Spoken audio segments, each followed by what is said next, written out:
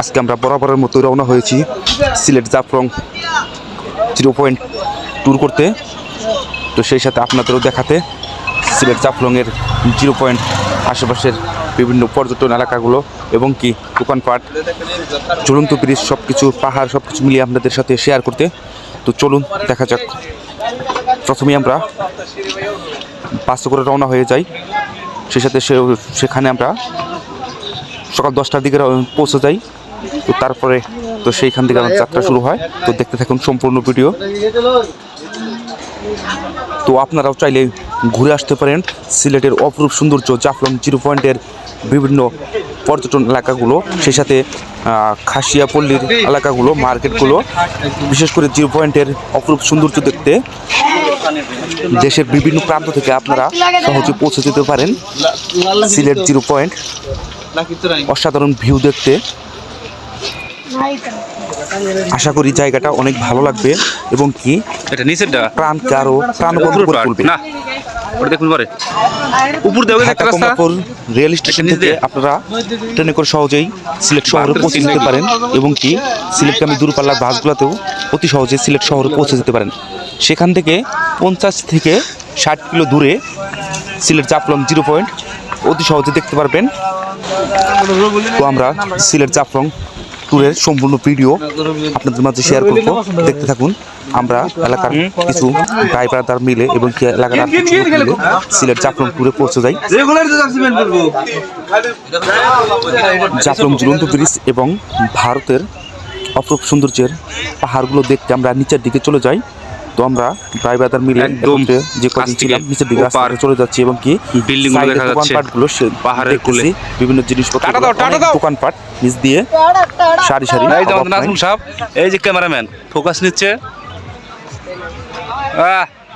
ওই অতিথিবিন্দু পুরা সামনে দিকে ভারতের ভিউ দেখার মতো অস্থির।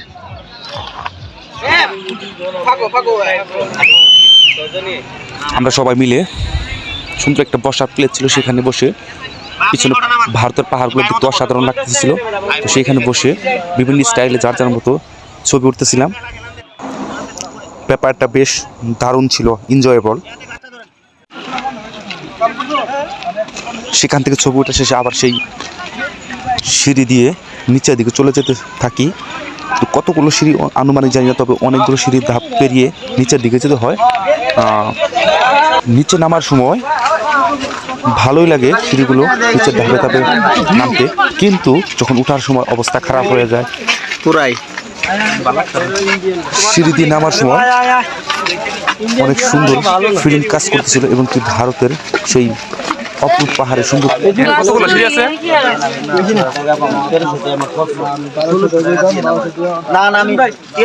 সবাই নিচে দিয়ে নামতেছে রাপে।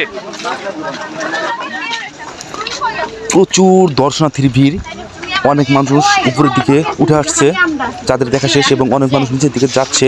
পুরো সিঁড়িটাই অনেক লোকে ভরপুর এবং রাস্তার সাইড দিয়ে নামার সময় রাস্তার সাইড দিয়ে খেয়াল করলাম বসার মতো অনেক প্লেস ছিল, যারা মানে অনেকটা পথ পেরিয়ে যদি হয়রানি হয় বা খারাপ লাগে তো ওই সেইখানে বসে কিছুক্ষণ বিশ্রাম নিতে পারবে। এটা অনেক ভালো একটা সাইট। সিঁড়ি ধাপে ধাপে দোকানপাট, ভ্রমণকারী এখানে বসে যাইতে পারবে।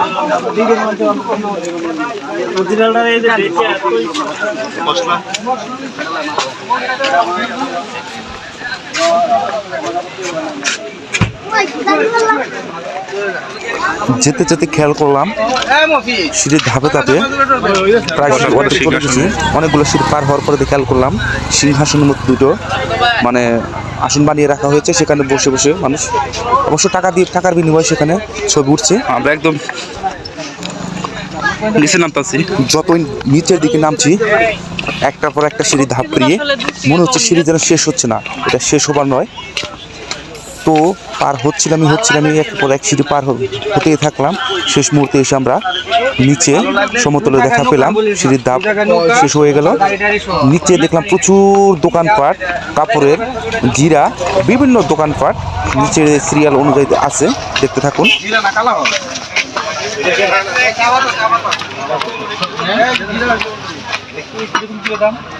আপনার 400 টাকা করে একই দাম দিলেই না জিরা কত করে জিরা হলো তো এক দোকানদার ভাইয়া বড় ধরনের একটা ইউটিউবার যেতে যেতে ডাক দিল, তো সেখানে উত্তরে জানতে চাইলাম যে কি কি বিক্রি হচ্ছে এবং কি সে চাইলো যে জিরা 400 টাকা, 400, 450 বা 500, 700 এরকম বিক্রি হচ্ছে। না এখন না, পরে। তো চাইলে আপনার দরদাম করে কমেও কিনতে পারেন। সেই সাথে সিলেটের বিখ্যাত চা পাতিগুলো বিক্রি হচ্ছে। আমি আমার একটু ভিডিও রাবে ওটা যাওয়া যাবো, লুকাস যাওয়া যাবো ওটা। এই যে আমাদের ক্যামেরাম্যান। মনে তো মরছি আমার দেখাবা না আমি তো দোকানপাট তোর দেখাইছি তো। যত সামনের দিকে এগোতে লাগলাম, ঝুলন্ত ব্রিজ এবং পাহাড়ের সামনে কই রাবে ততই মনের ভিতর অজান্তেই ভালো লাগা কাজ করতেছিল। যদিও প্রচন্ড রোদ ছিল, রোদের মধ্যে তবুও মনটা অনেক ফ্রেশ হয়ে যাচ্ছিল। কুয়াকাটা দোকানপাট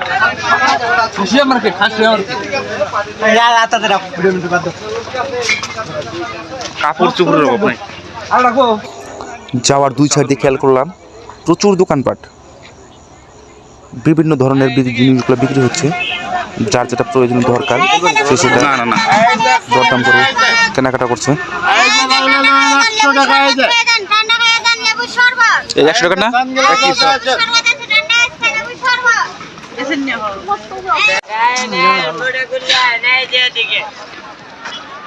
পুরো জাফলং 0 পয়েন্টের ভিউ অসাধারণ দেখতে, কিন্তু পানি বর্তমান শুকিয়ে গেছে। আমাদের খাইলা দিন নিচের দিকে নামতে লাগবে। উপর থেকে সিঁড়ি বেয়ে যখন নিচে নামলাম মনে করলাম ঝুলন্ত ব্রিজটা হয়তো সামনে। নাজুল করে দেখলাম নাসিম? একটু দূর এবং কি রোদের মধ্যে হাঁটতে হাঁটতে অনেকটা টায়ার্ড লাগতেছিল। আমরা একদম নিচেতে নেমে পড়ছি। পানি বর্তমানে নাই, খুবই কম। এই যে কিছু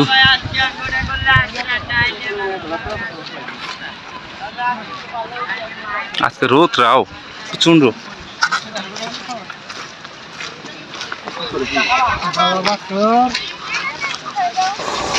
অনেকক্ষণ ধুলোর মধ্যে হাঁটতে হাঁটতে সিলেটের সেই বিখ্যাত পাথরে দেখা পেলাম। ছোট ছোট পাথর উপরে হাঁটতেছিলাম, বিষয়টা ভালো লাগতেছিল। সামনে আগাচ্ছিলাম। বিভিন্ন কালার ধারণ করে, ভালো লাগে তখন বিশাল।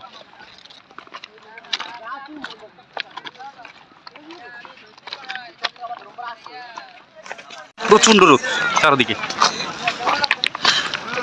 রোদে খা করতেছে। পানি কম, আমি শুকিয়ে গেছি। মনে হচ্ছিল যতই ইন্ডিয়ান পাহাড়ের দিকে এগোচ্ছিলাম ততই মনে হচ্ছে পাহাড়গুলো আমাদের থেকে দূরে চলে যাচ্ছে। মনে হচ্ছে হাঁটা আর শেষ হবে না।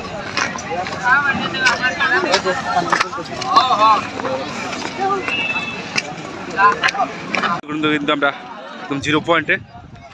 এইটাই হচ্ছে ইন্ডিয়া পাহাড়টা, ওই ঝুলন্ত ব্রিজ,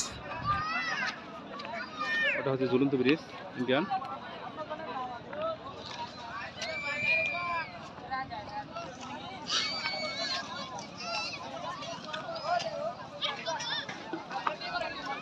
অবশেষে হাঁটতে হাঁটতে সেই কাঙ্ক্ষিত ভিউয়ের দেখা পেলাম। ইন্ডিয়ান পাহাড়ের একদম কোলঘেঁষা একটি নদী বয়ে গেছে সেইখানটায়, এবং কি পাশ থেকে অনেকটা কাছেই দেখা যাচ্ছিল ঝুলন্ত ব্রিজ, এবং কি ইন্ডিয়ান বিএসএফ এবং বাংলাদেশের বিজিবি সম্মুখ সারিতে আছে, মানে সামনাসামনি, এবং কি ইন্ডিয়ান ফ্ল্যাগ এবং বাংলাদেশের ফ্ল্যাগ করতেছিল দুই পাশে, খুবই কাছাকাছি।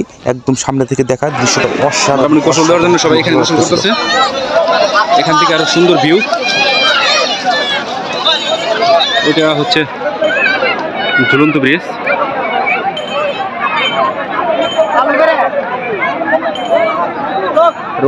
ওই পাশে হচ্ছে ভারতের লোক, ইন্ডিয়ান লোক গোসল করতেছে। এই সাইডে বাংলাদেশের, আমি এখন বর্তমানে বাংলাদেশি মানে আছি। প্রচুর দর্শনার্থী, অসাধারণ দেখার মধ্যে দিক। তো আমরা যারা প্রায় ব্রাদার্স মিলে গিয়েছিলাম, তো আমাদের উদ্দেশ্য ছিল সেই নদী বয়ে যাওয়া, সেখানে গোসল করা।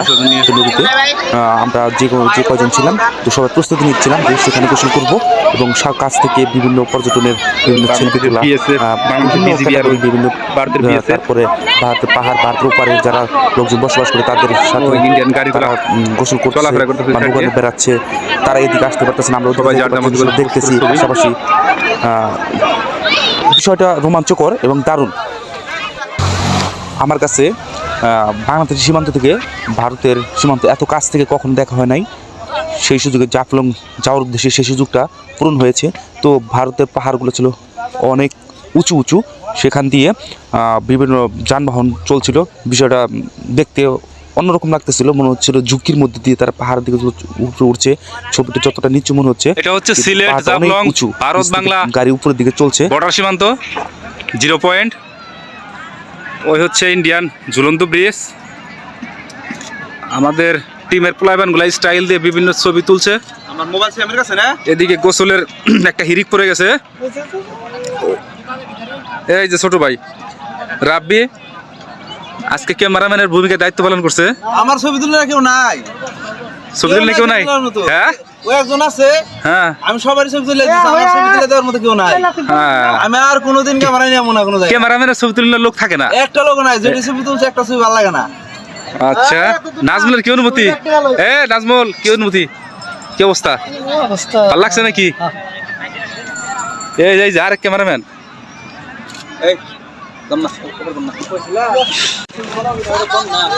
গোসল দেওয়া শেষ, বাড়ি ফিরতেছি শেষ বেলা।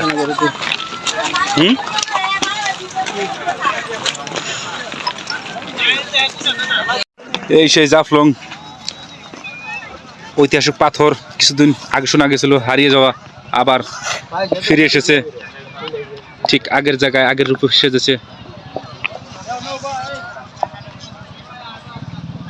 পরন্ত বিকেলের ভিউ, চারদিকে শুধু পাথর আর পাথর। ওই ভারতের ভিতর দিয়ে গাড়ি চলতেছে।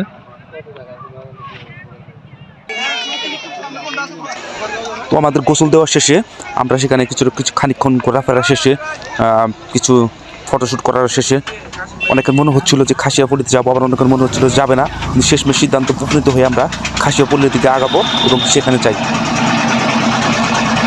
তো খাসিয়াপল্লিতে যেতে বা খাসিয়া মার্কেটে যেতে সেখানে নৌকা যোগে যেতে হয়। তো নৌকাগুলোও অনেক দেখতে দারুণ ছিল। তো সেই নৌকায় জনপ্রতি 100 টাকা করে খাসিয়া মার্কেটের উদ্দেশ্যে রওনা হয়ে যায়।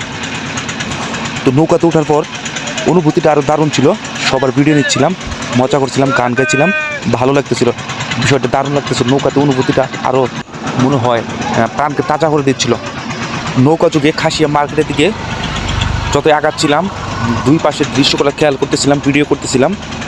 আর ডান সাইডে খেয়াল করলাম ভারতের পাহাড়ের কোলগাছ, সেখান দিয়ে ভারতের লোকরা গোসল করছে, তাদের কাজগুলো করছে। তারা এদিকে আসতে পারতেছে না, কি অদ্ভুত। পানির এক ভাগ ভারত ব্যবহার করতেছে, আর পানির বুঝতেই পারছেন অসাধারণ।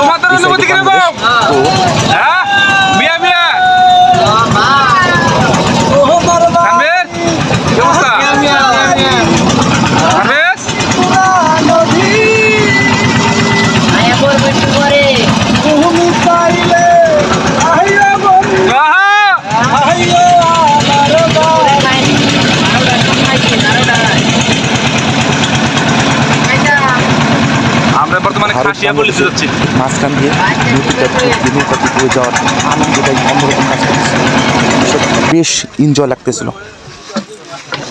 তো অবশেষে দেখতে দেখতে আমরা খাসিয়া মার্কেটে পৌঁছে যাই। তো আপনাদের সেই খাসিয়া মার্কেটের অবস্থা সেটা তুলে ধরবো এবং কি দেখাবো।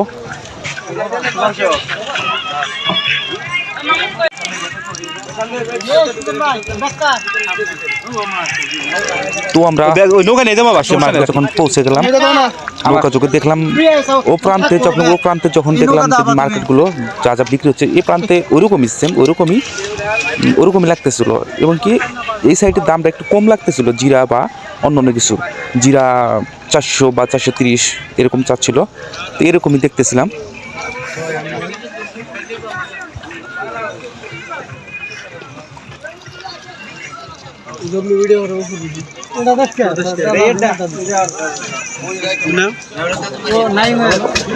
তো খাসিয়া মার্কেটের কিছু ভাইরা টাকাটাকি করতেছিল তাদের চাপাতির চাগুলা টেস্ট করার জন্য, জিরার নমুনাগুলো দেখার জন্য, কাঠটা বেস্ট আমাদের কোয়ালিটি দেখানোর জন্য, এবং অনেক ভাই থেকে চাও খাওয়াইলো যে কীরকম লাগে, কোনটা বেশি টেস্ট, কোনটা বেশি ভালো গুণসম্পন্ন।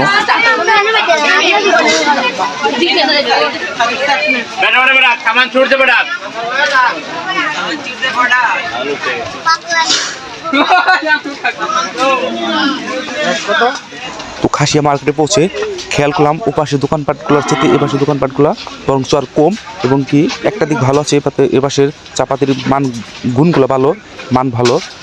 দোকানপাট ছিল অনেকটাই কম, তো সেখানে সেরকম কিছু দেখা পেলাম না। তাই আমরা উদ্দেশ্য করলাম খাসিয়া পল্লীতে বা খাসিয়া চা বাগানের দিকে উদ্দেশ্য হওয়ার জন্য, যে দেখেই যাই লাস্ট পর্যায়ে কী আছে। তো আমরা সিঁড়ি বেয়ে উপরের দিকে উঠতেছিলাম যে খাসিয়া পল্লীতে খাসিয়ার সেই গ্রামগুলোর দৃশ্য দেখতে দেখতে, রাস্তার বাড়ি দেখতে দেখতে যাবো। উপরে উঠে যাচ্ছি।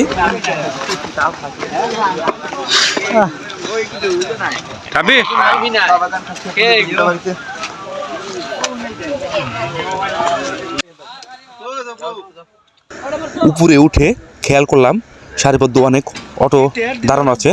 তো সেইখানে অটোযোগে ভাড়া মিটিয়ে 50 টাকা খাসিয়া সেই চা বাগানের দিকে রওনা হই, এবং কি খাসিয়া গ্রামের দৃশ্যগুলো দেখতে দেখতে যাচ্ছিলাম। মানে জঙ্গল বনের মতো রাস্তা, অনেক গাছপালা, সংখ্যা বেশি।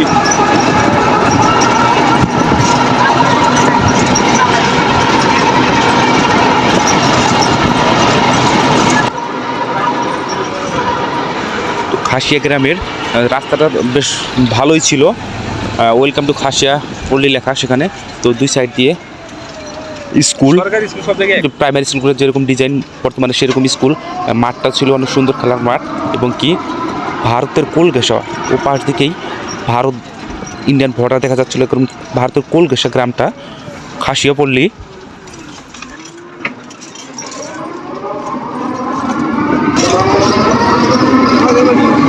খাসিয়া গ্রামের ঘরগুলো খেয়াল করলাম নিচে মাচার মতো, মাচাগুলোর উপরে ঘর করা, কিন্তু প্রায় ঘরগুলাই পাকা করা। মানে মনে হচ্ছিল গ্রামটা যে সবাই এলাকার মোটামুটি রিচ। দেখতে দেখতে দেখা পেয়ে গেলাম খাসিয়া গ্রাম প্রধান রাজার বাড়ি। বাড়িটা বেশ সুন্দর লাগতেছিল। গাড়ির ভেতর থেকে বাড়িটা খেয়াল করলাম, বেশ দারুণ, চার সাইড দিয়ে। খাসিয়া রাজার বাড়ি সব সুপারি বাগান, যত বন্ধুরা আসতে সুপারি বাগানই এর সব অভাব নাই। তো দেখতে দেখতে আমরা প্রায় খাসিয়া সেই দুই সাইড চা বাগানের দিকে রওনা হয়ে যাই। তো প্রায় শেষের দিকে এসে পড়েছি চা বাগানের কাছাকাছি। সাইডে আমাদের অটোগুলো নামিয়ে দেয় এবং বলে যে আপনারা ঘুরে আসেন, আমরা এখানে থাকবো এবং আপনাদের আবার নিয়ে যাবো। মানে 50 টাকায় আসা এবং যাওয়া ভাড়া। তো সেখান থেকে অটোতে নেমে আমরা রওনা হই খাসিয়া চা বাগান। চা বাগান সব উঠতেছে, আসতেছে আসতেছে ওইদিকে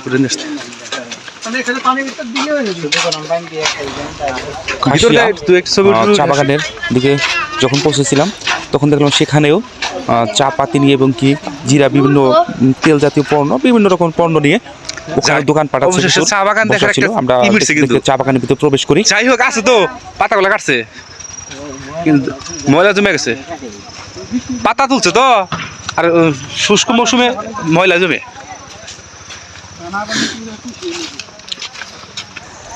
খেয়াল করলাম চা বাগানটা অনেক বিশাল এবং অনেক বড়, যত দূর যাচ্ছিল চা বাগান দেখা যাচ্ছিল। তো সামনে থেকে আমরা কিছুটা খেয়াল করলাম, দেখলাম, ভিতরে বেশি দূরে যাইনি। তো চা বাগানের মধ্যে চা পাতাগুলো তোলা হয়েছে, অনেকটা চা পাতা কম এবং কি গাছগুলো বড় বড়, কিন্তু